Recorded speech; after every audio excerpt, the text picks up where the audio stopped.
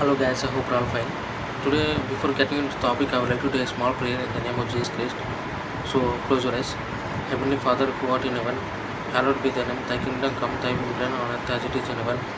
Give us this day our daily bread. Forgive us our trespasses, as we forgive those who trespass against us. Lead us not into temptation, but deliver us from the evil. For thine is kingdom, the power, and the glory forever. Amen.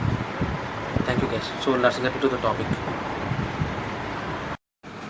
Hello guys, so hope you're all fine. Today we are here to discuss about applications of horizontal gyroscope and vertical gyroscope. The first is let's discuss about the applications of horizontal gyroscope. The horizontal gyroscopes are used in aircraft navigation, marine navigation, satellite attitude control, autopilot systems, and gaming controllers. Let's talk about the applications of vertical gyroscopes.